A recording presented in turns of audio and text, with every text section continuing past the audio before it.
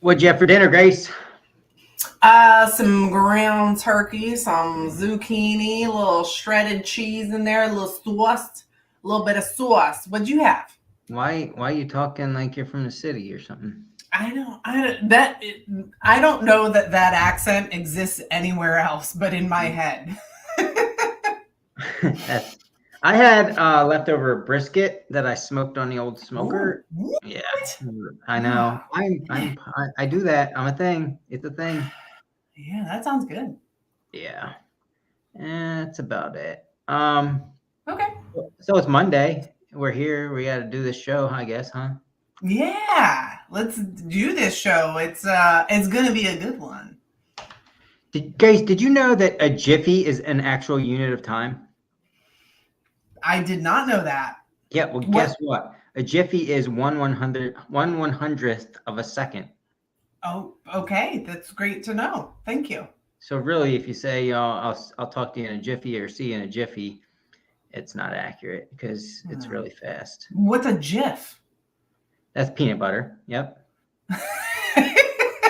What is like a GIF? Is that like a unit of time? It's not. It's just No, peanut it's butter. just straight delicious peanut butter. Actually, Oh. it's the one and only peanut butter. And if you tell me there's a different peanut butter, I'll punch you in Mm. your stinking face because Jif is Oh. the only peanut butter out there. Okay. Well, I know what I am gifting you next time I see you, and that is going to be some gourmet peanut butter. And Let's that's see if I gonna can change his mind. Yeah, and you're gonna see me soon. We'll talk about that on the show. Yeah. Yeah. Hey, Grace, did you know when you put that little thing on of toothpaste on your little toothbrush, Uh-huh. do you know that has a name? What is the name? It's called a nurdle.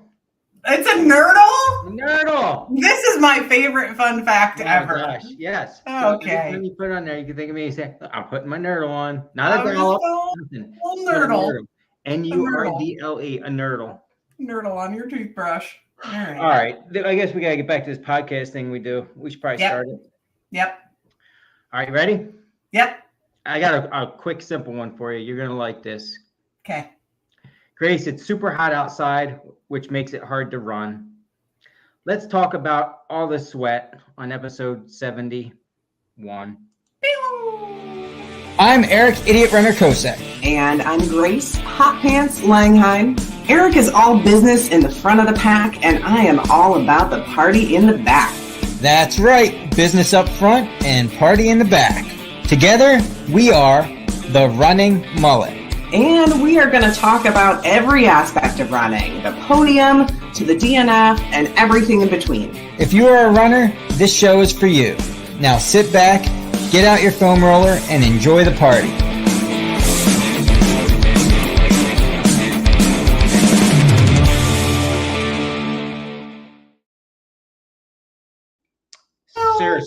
Seriously though, I'm not heat acclimated. I don't like running in this heat right now. I'm not a happy person in this heat when I try to do the act of running.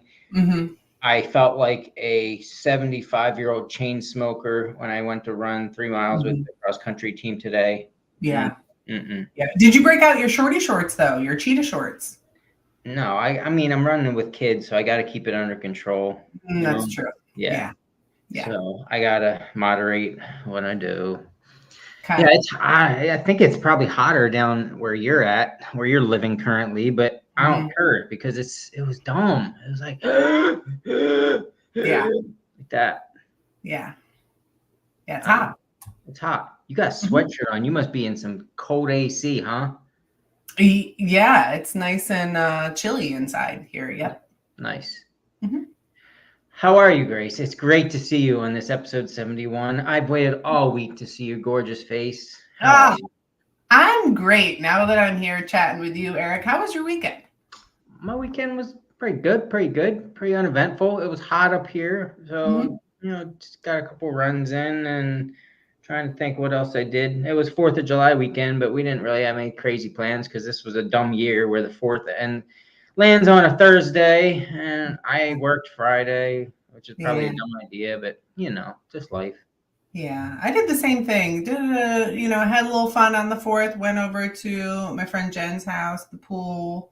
She has a pool, and worked on Friday, but then Saturday was super fun. I went hiking with Lacey, and then hit up the Black Forest Trail on Sunday. Yeah, good for you putting in the time and effort to get up there and get on that sucker. I tell you what, and I have very limited time to do it. I'm booked for the next 7 weekends. I have something going on. It is a busy July and August. So I don't know. I'm all for it though. Like, we should all be so blessed to have a lot going on and a lot to do. And I'm very thankful that I get to do those cool stuff, being at races, volunteering and running and race directing and all that cool stuff. And life isn't always like that, but it is right now. So that's cool. Yeah, and before you know it, it's gonna be all over, and you'll be like, "Oh, I wish I was like that." Yeah. So that's good. Now we're really busy too. I don't know about the next 7 weekends booked, but I would say it's pretty darn close to that. Yeah. It's just I don't even try to keep. It's like week to week. I don't want to know 3 weeks out. I just need to know, like, tell me what I'm doing tomorrow. Yeah. Pretty bonkers, but that's all right. I see you got some awesome bags for your slopeside slumber party. Yeah. Slopeside slumber party is coming up, and my goal with the slumber party is to eventually provide for participants all the things that they would need if they were going to go to a slumber party. So the first year they got a pillowcase, and the second year they got a little blankie, and now this year is a laundry bag so that you can take all your dirty laundry home with you. Nice. Yeah. I thought it was something a little different. I like to try to give people stuff that they're going to use, which I think everybody uses their stuff from races, but something a little different, different than a t-shirt and different than a mug. Although I will never turn down a t-shirt or a mug. There's no hate on those either, but something a little different. A t-shirt? What's a t-shirt? You said t-shirt. Yeah, they're coming soon. Oh, okay. I was just making sure. Yeah. Had caught you out on that. I've never seen a t-shirt. I appreciate it. Yeah. I'll show you this weekend. Oh, it's very Grey Gardens. I can't wait. All right. So you ready? Should we get on with the show? Yeah, let's do it. Should we keep small talking? No, we got a great guest. Let's talk about Western States. Western States. So we talked a little about Western States last weekend. And then we realized that we have a local runner who went out there and experienced all there is to experience, and he managed to be really lucky in getting out there too. So I'm not going to go over his ultra sign up stats or anything like that. If you want to, you can, but he's done a lot of local stuff. He did the Triple Crown and Blacklist last year. So he's no stranger to this stuff. Mike Busada, Mr. Mike Busada, thank you for coming on. Absolutely. Thanks for having me. Yeah. So I don't know about Grace, but I want to start off from the beginning here. So what you got into Western States on one ticket, which everybody probably hates you for that, and they rightly should. Yeah, a little bit. So what race did you earn that ticket on? Let's start from the beginning. So I did the Blacklist, but of the Triple Crown, both World's End and Eastern States are qualifiers. So I put in World's End as my actual entry ticket qualifier. So last year was the first time that you actually entered any tickets for Western States. Yep, correct. Yep. Wow. Yep. That was the first I learned of the process and how you enter the lottery and how you do qualifiers and what it all means. And so, yep. I'm not a fan of the process of like UTMB and a point system and just like, I don't want to, for some reason I have this like mental block. I don't want to learn how to do this stuff. Western States isn't that awfully hard. Yeah. Western States is easy. UTMB I think is a lot harder with the points that you get per race that you run. I really don't understand that. UTMB is not a race that I really have any interest in running just because it's so publicized and so big. But Western has so much history behind it. So. Yeah, it's one of those races that as somebody from outside of the trail community, they'll hear about this one race. They'll hear about Barkley or Western States, and they'll say, "Oh, you're a trail runner? Are you going to run Western States?" And you're like, "No, I'm not going to run Western States," because statistically, it takes 10 years to get in, Yeah. right? So there's around 350 people who get in. It changes slightly depending on the year because it's an average of the 3 years will allow certain number of participants based on their permitting. And there's thousands of people who put their names in the hat. So statistically, it takes about 10 years to get in, although that's not the only way to get into Western states. There are other ways. But if you get in by lottery, it's about 10 years. And so when I answer that question, I always say, no, because statistically it takes 10 years to get in. There's no way I'm going to get in.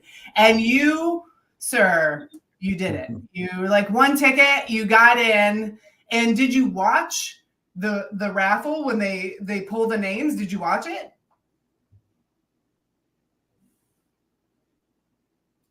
Well, no, so that's even funny itself. So I'm a hunter, and so I was actually at my in-laws during deer season, and so I was down there, and I was actually, I think I had hunted that morning. I took a nap, and my phone started blowing up, and I woke up, and Reagan McCoy had said, "What are you talking about?"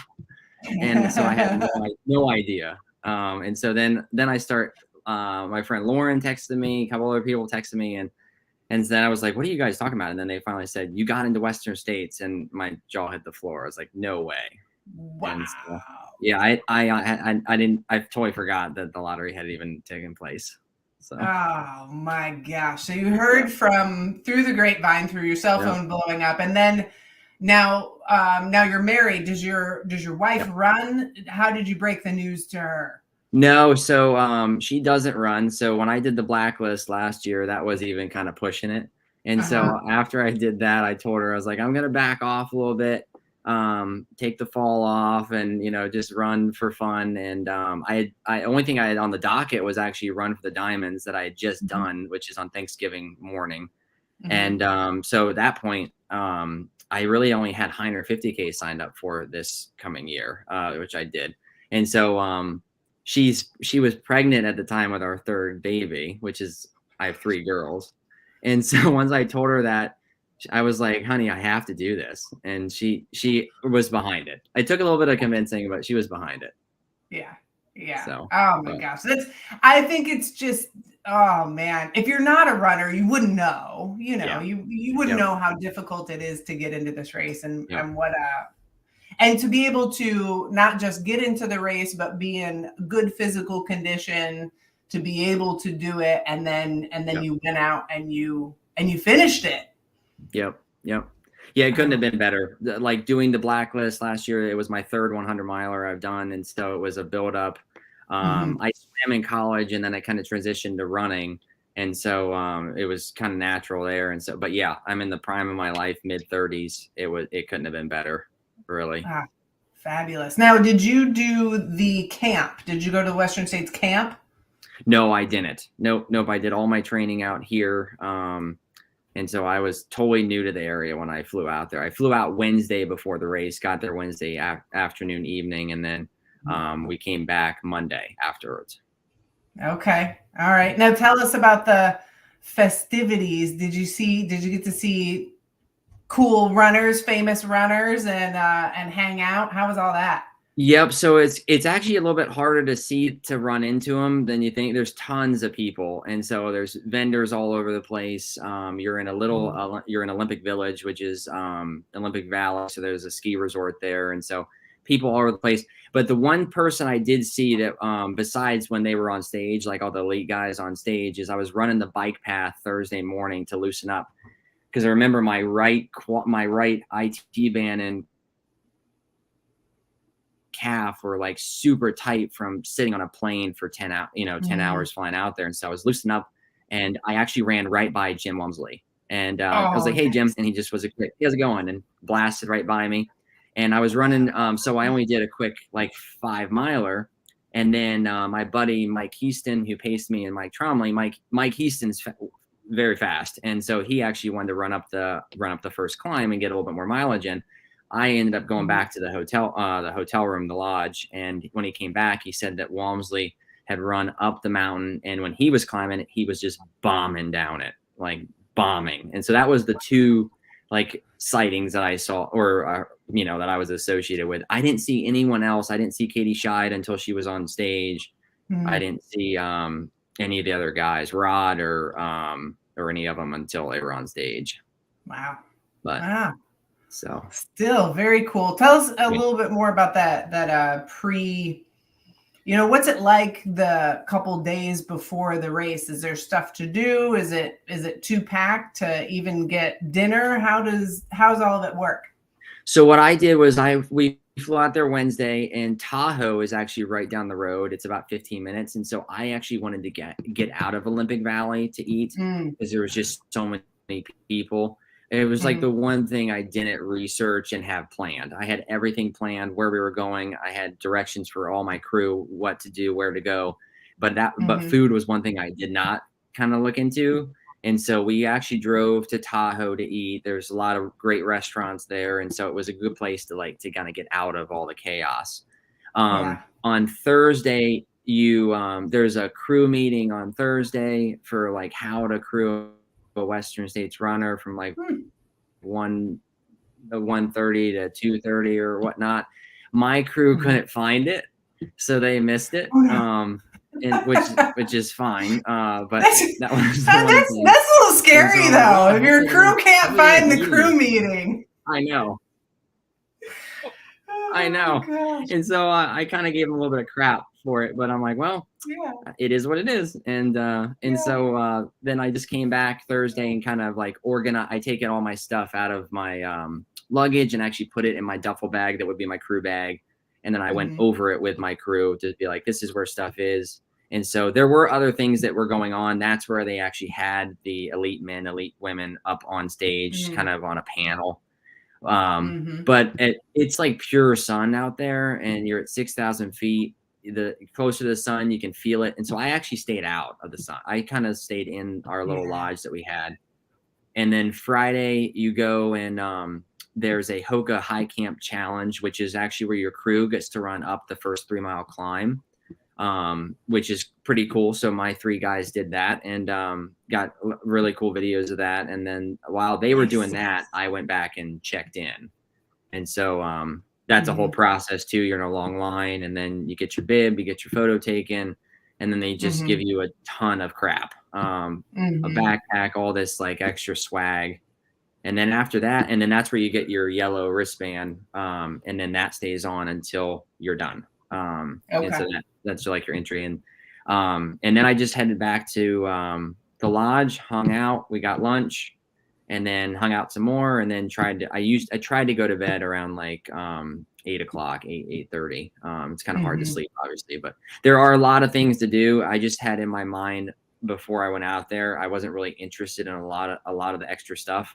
I wanted to see it and be part of it, but also it was the one shot that I have for this race, and so wanted to give it my all. So yeah, and I think for trail runners too, I mean, we're kind of accustomed to the smaller race, you know, that have a cap of 150 runners, and half of them don't have crew or pacers, you know. So we're kind of like, to have so much hubbub going on might be a little like, man, this is why I don't road run, you know. This is why I don't do the rock and roll half marathon is because of the big crowd. So I could probably be a little easier to settle in and not get sucked into everything, you know. Yeah. All right. So who did you bring for crew, for pacing? Did they have a van? Like, tell us about that setup. So I brought David Hoffman, who's a friend of mine. I work with him here at my job. And then my buddy Mike Tromley I brought, who is a lifelong friend. I've known him since I moved up to Pennsylvania. So I was in high school. And so he's actually paced me for all of my 100-milers I've done so far, the 3. And then another guy I work with named Mike Heaston I brought with me as well. And so I basically took care of everything in terms of all the planning. And so I figured out the lodge, I got the hotel at the end, and I went and got a 7-seater van. Ended up being a Cadillac like hatchback. And so That's what they gave me.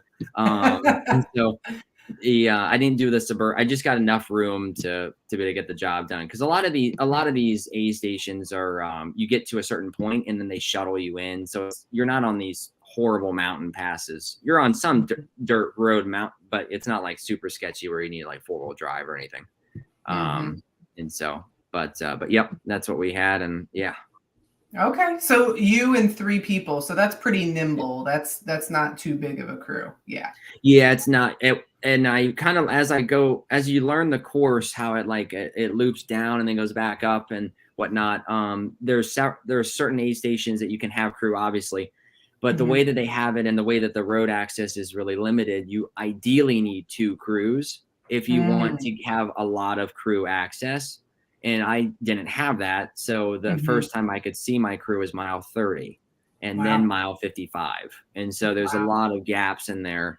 Whereas if you had crew A and crew B, you could, the first time you could see your crew would be Duncan Canyon, which is about 24 miles, and then 30. And then there's another time that's halfway in between that. But if you had your crew go to Duncan Canyon, it takes them 3.5 hours to get back to Horseshoe Road, which is the main road that kind of goes along the course. So they would miss you if you had them do that and then try to get back to Michigan Bluff at mile 55, they would probably miss you. Okay. And so so the first time I saw them was at mile 30. Which is a little, it's okay early on the race, but then like between mile 30 to 55, you hit some pretty low spots mentally, physically. And so you really are like praying, like, come on, get me to my crew. At that point. Yeah, so let's talk about that. I mean, you said what was your finish time? 22 hours and what? 22:46. 22:46. Did you have a goal going into it, or was it just enjoy it and finish in what you can, or what? Yeah, so my goal actually was sub 24 because I had done 28:20-ish at Eastern States the year before. And so I wanted to break 24 hours. I knew that Western States is a very runnable course. And so I thought that was pretty feasible. In the back of my mind, I really wanted to break 22, which ended up not happening, but I'm perfectly happy with what I did. And so, yeah, that was my goal, was at least a sub 24. How was the training leading up to it? So it was pretty intense. It's now that I've looked back, hindsight's 20/20. And so you kind of think about things I've done and things I would do differently now. I tried to run roughly 60 miles a week. Like that was my goal. Last year I was doing more 40 to 50 mile weeks. And so I upticked it because I really wanted to give everything I had. And so I tried to, like in the later weeks, I tried to run in the middle of the afternoon, like where it was the hottest part of the day, like just road getting beat down by the sun. And one long run and then several other like shorters and then maybe a mid-run midweek. But a lot of my training kind of was dictated based on my job. I'm an anesthesiologist, so I have a lot of call I take and late days I work. And then there's other days that are very early and short, depending on the operating room. And so my schedule really, my running schedule was based really on my work schedule when I was free. But the terrain out there is just so different than the terrain here. And so I wish I had have done, like I ran all the hills up till mile 45. Like they're all wonderful.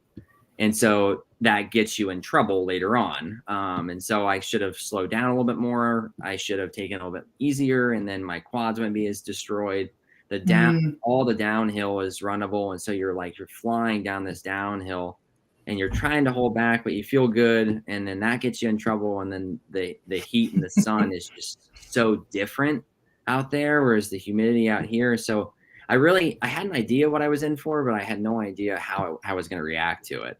Okay. And so, but, and I tried to do out here. I even did a lot of hill repeats, just up and down, trying to get myself ready for okay, I want to be able to run as much uphill as I could. So. Yeah. I mean, we talked about a little before the show started about,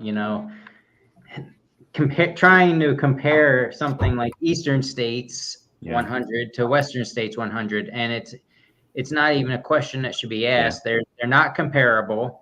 they're both very difficult, but in very different ways. And, you know, yeah, of course, Western States trails are more buffed out and the hills are runnable and the downs are more runnable.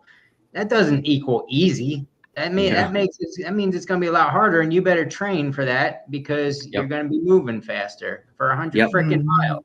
So, and again, like the heat is different, dry heat, the sun's closer, you're up higher. So yeah, I think it's hilarious to even begin to.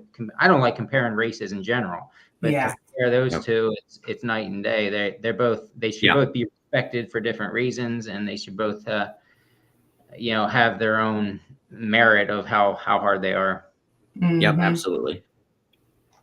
All right. So, and Marisa, I mean, I want to give you this opportunity. Sorry. I want to give you this chance to get a little more specific. Marisa had said, how are the trails? The southern West Coast trails I know are a bore. She said, what's it like up there? Technical, challenging. So talk a little bit more about, and I think, you know, obviously over the course of 100 miles, it's going to change a little bit. So tell us some more about the trails. Sure. So when you first start off in Olympic Valley and you're running up the Fire Road, which is the first big climb, that's basically a gravel road. So that's pretty easy to comprehend. And then you get up top, and then the high country is what they call. That's when you're in the first like 20-ish miles.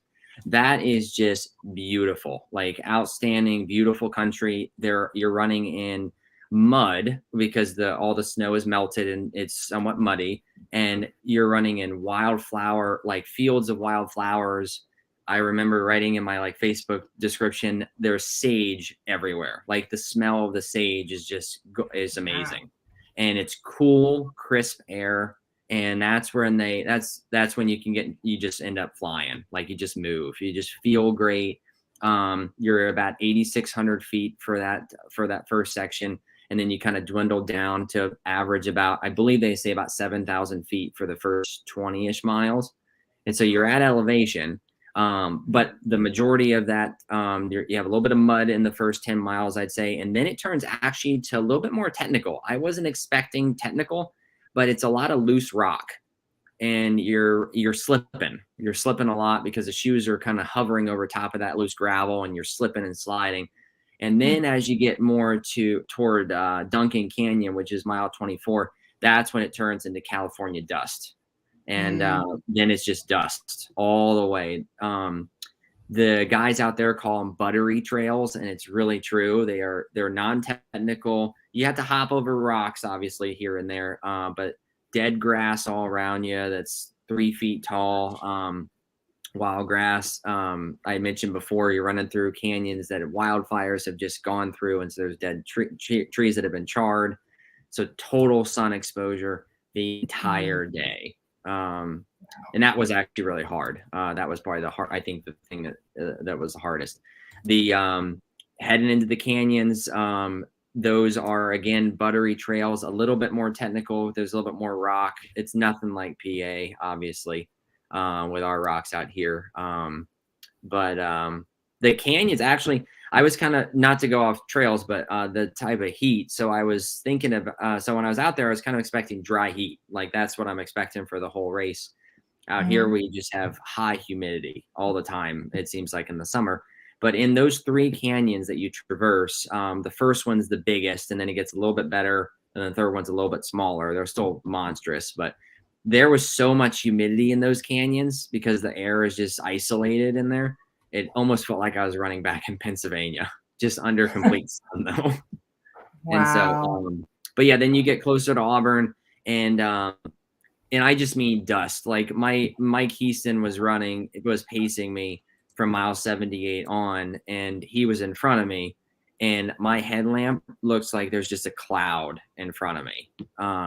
There's several times that I like picked my nose during the run, and like during that part, and you just have tons of dust, like dried, and you're coughing, and yeah, and so there's nothing to do about it. And I talked to him afterwards, and he was like, "Yeah, I had a cloud of dust in front of me from other runners that were in front of me, and there's no one in front for who knows how long, but it just stays in the air." But hopefully that answered that question without going on too long.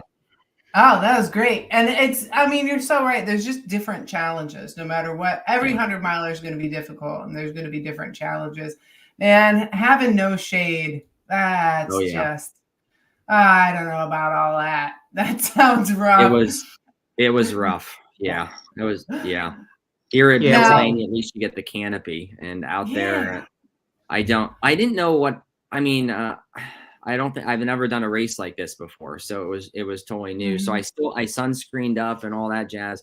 But toward the end of the day, it's just, I think beats you down, because you can imagine just being outside working in your yard for a couple hours. You come inside and you're like pretty like zonked, pretty tired, and just running in that. It was just, but so. What about bugs? Actually, bugs weren't a big deal. Couple horse flies I swatted and killed that were annoying me. But in terms of gnats, nothing like that. It wasn't bad. Yeah. Because we have the canopy, which is nice, but you do get like a swarm of friends. Like 20 gnats will just follow you. Yes. If you're running in Pennsylvania.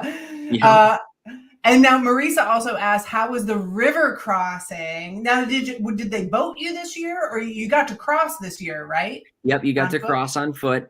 Nice.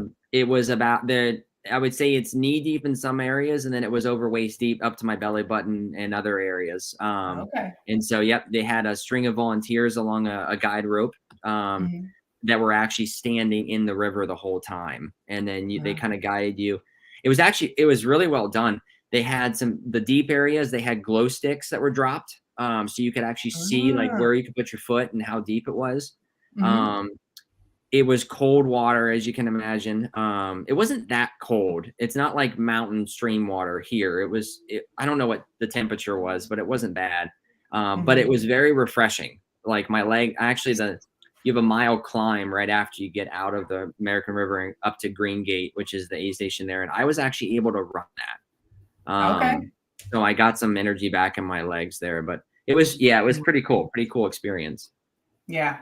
And now the course elevation maps, and I think this is true for 100 milers. Like when you look at the elevation map for 100 miler, like you got to do widescreen, because it can, when you compress it, it just looks, sometimes it just distorts what's actually happening. And Lacey commented in the chat, she said the course elevation map looks like a lot more downhill than uphill. Is that the case? And like, how did it feel like the case? How was that? So yes, actually it did. Yeah. In all essence, I believe the numbers are, it's an 18,000 foot gain and there's 22,000 feet of descent. And so 4,000 more feet of down than up. But yes, the majority of the run, if you were not going uphill, you felt like you were running down. It did not feel like there was a lot of flat, other than the 5-6 plus miles that you're running along the American River before you actually get to the crossing. But yes, it actually absolutely felt like I was running downhill a lot. Other than the big climbs like the canyons and the first climb and whatnot. So, but yeah. And now we did get a follow-up question from Marisa, and anybody who knows Marisa will understand this question. And it's about the river crossing. How tall are you? Because waist deep is a subjective statement. Sure. Yep. I'm 5'11". Okay. So there you go, Marisa. Probably going to be like chest deep for her. Eric, wait. Does anybody else have a question? Can you Eric, you have a question. Mike, during the race, how much time did you spend running with other people and like being alone, or did you make a lot of friends? I was actually alone the whole time. Really? I was alone the whole time. Some people like gave me encouraging like comments as they like passed me by as I'm like dying climbing out of the canyons. I did talk to one guy. I forget his name, but he had run it.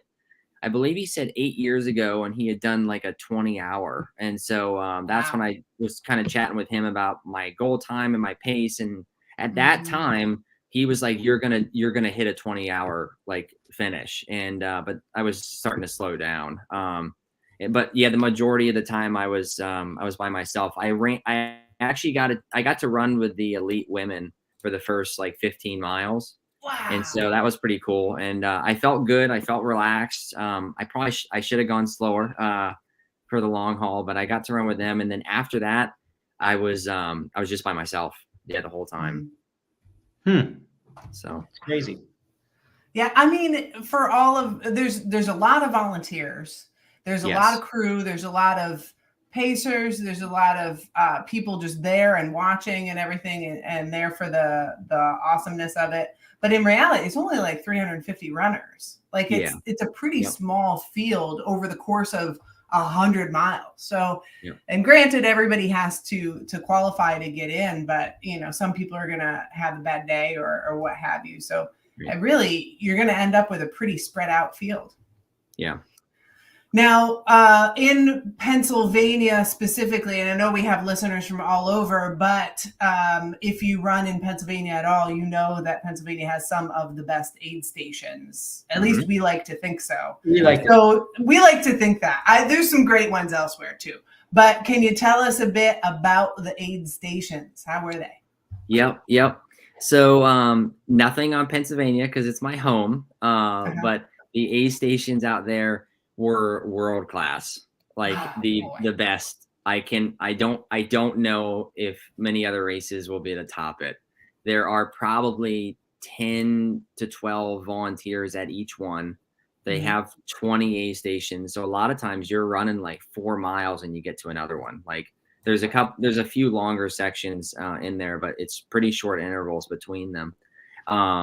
But there's an aid station captain. It's so organized, it's not even funny.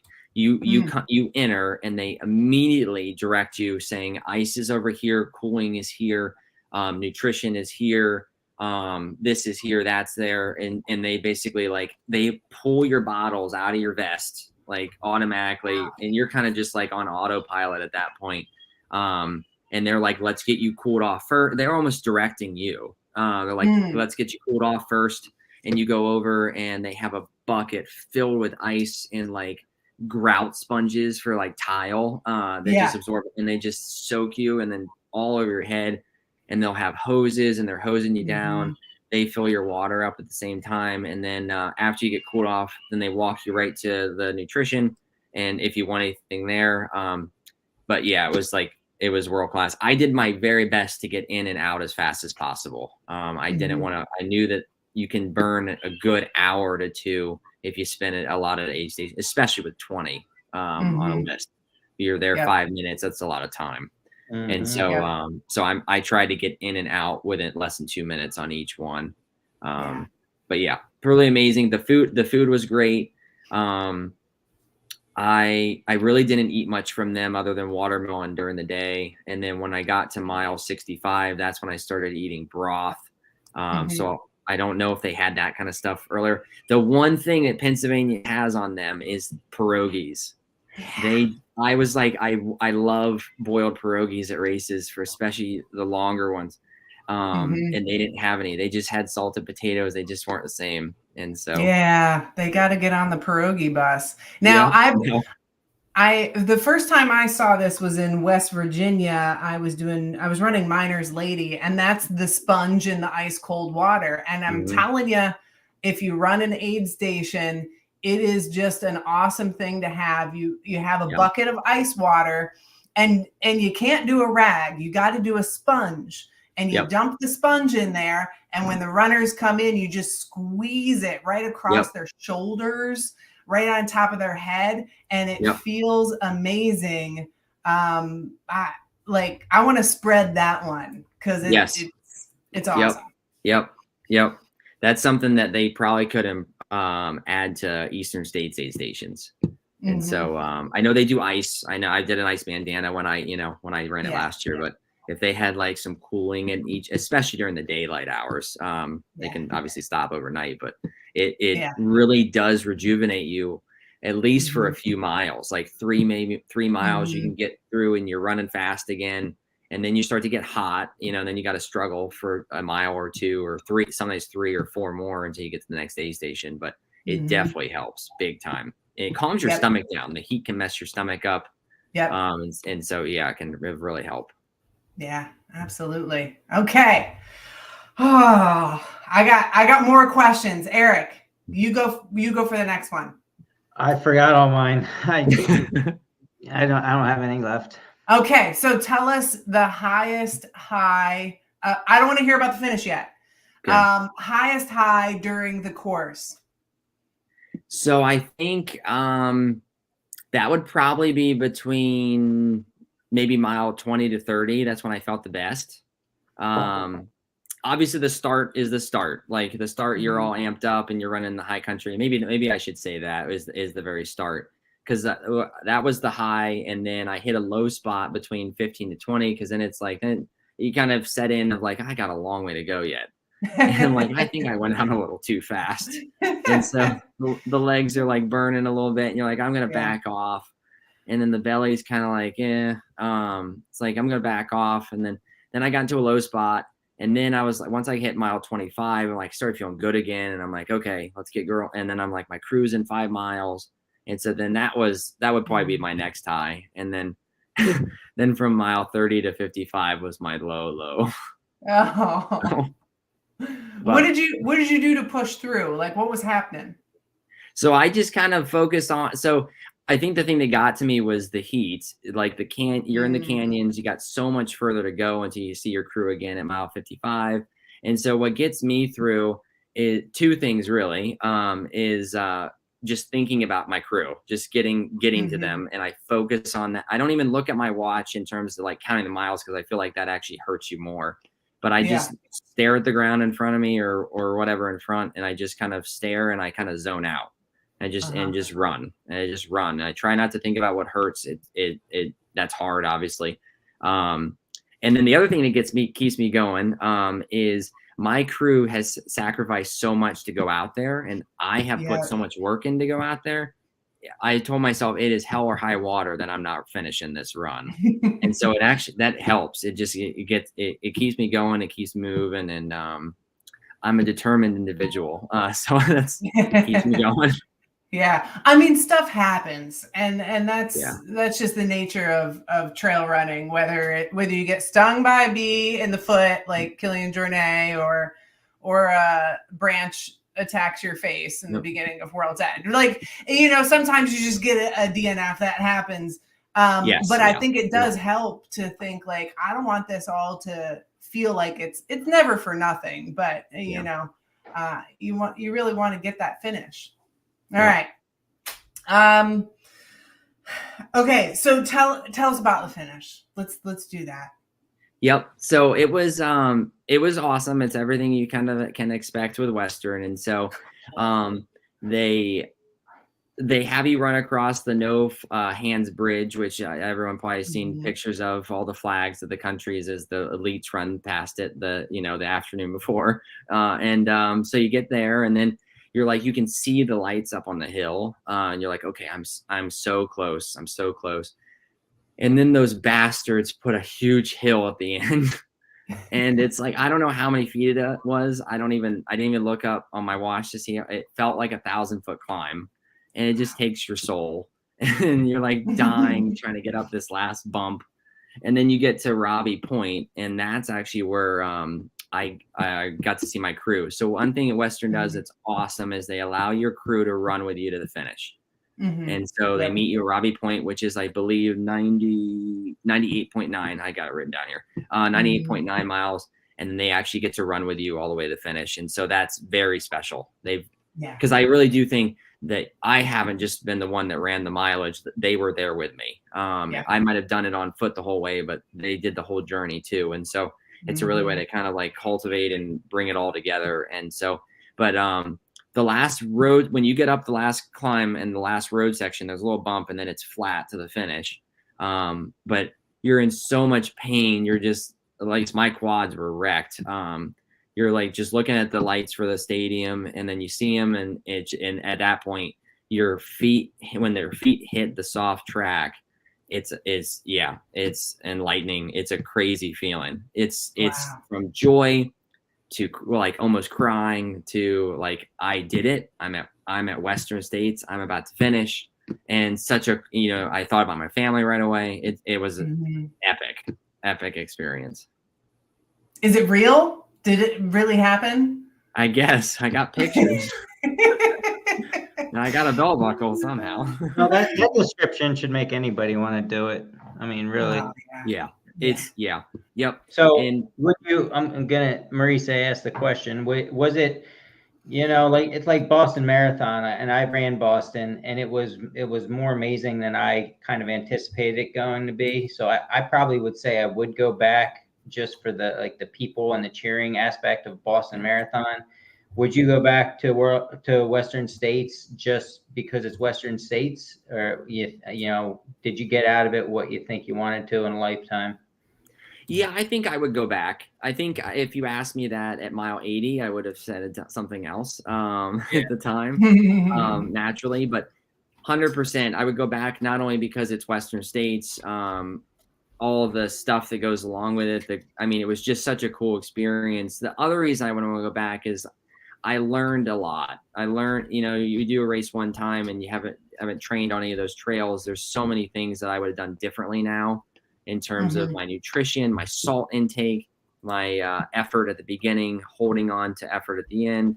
And so there's a lot of things I would like to do again. And so absolutely, if I got it again, I would go again. Yep.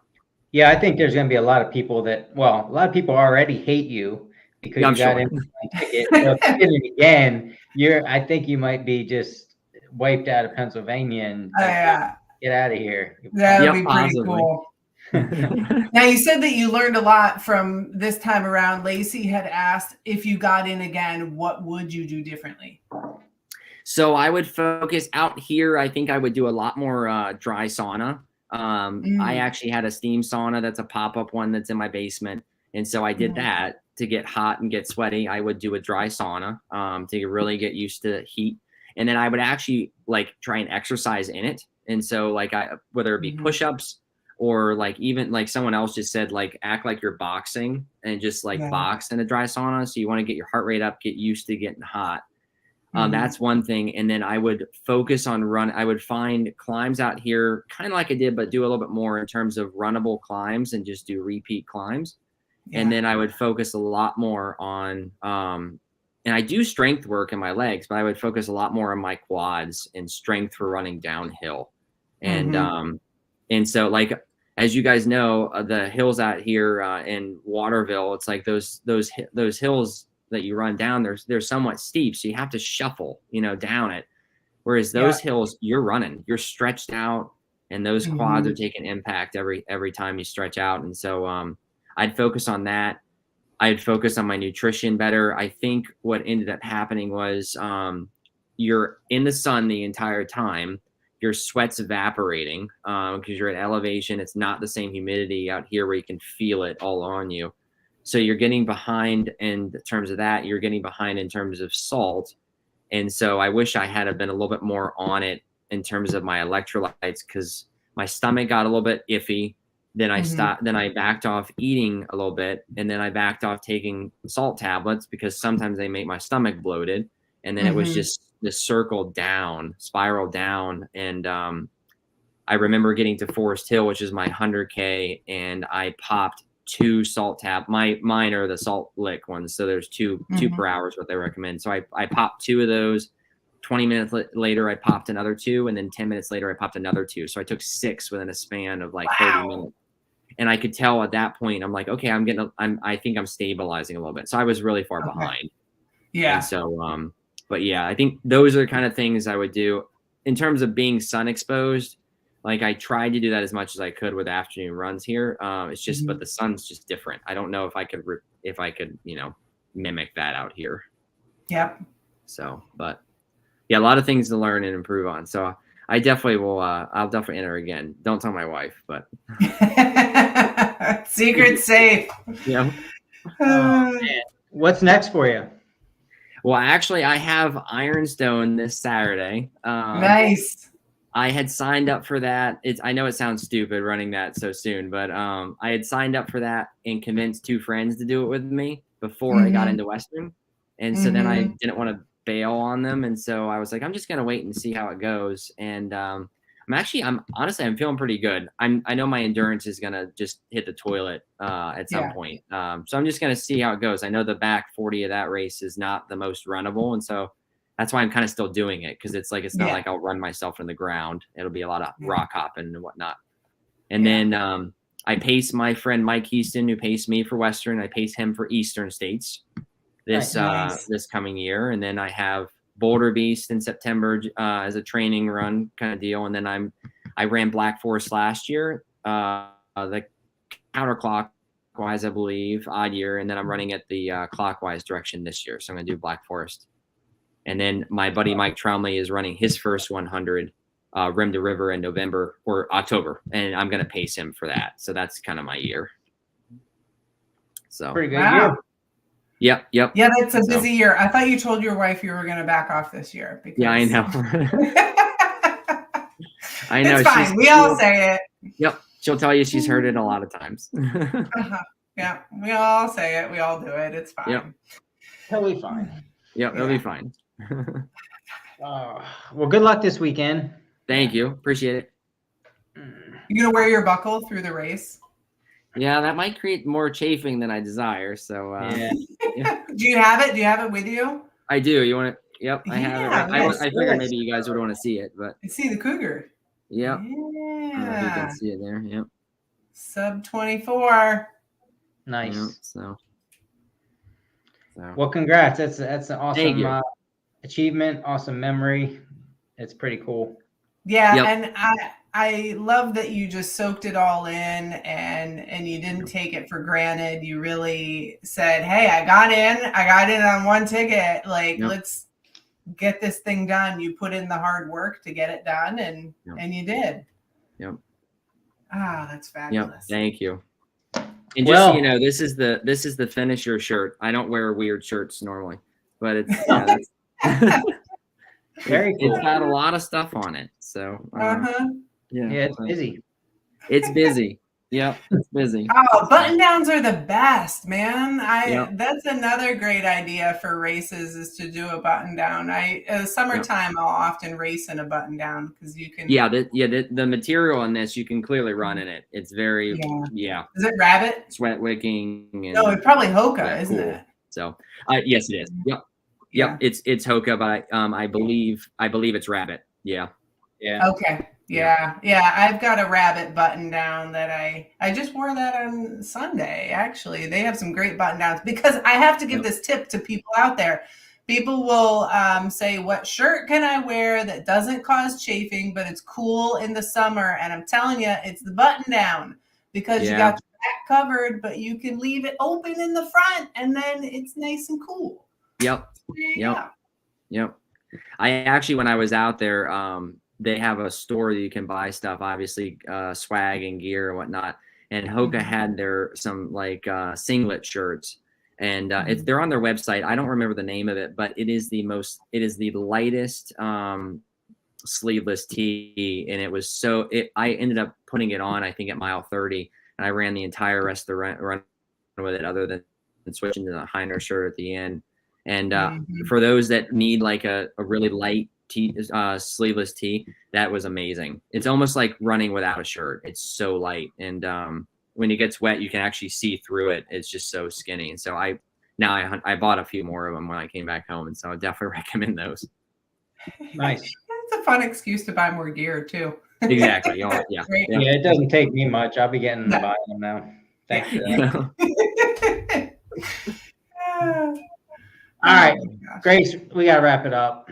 We do. Man, this was such a fun episode. Mike, thanks for coming on and talking. Thank you for having me. Experience. We know what you're doing this coming weekend, Mike, with Ironstone. Grace, what the heck are you doing this weekend?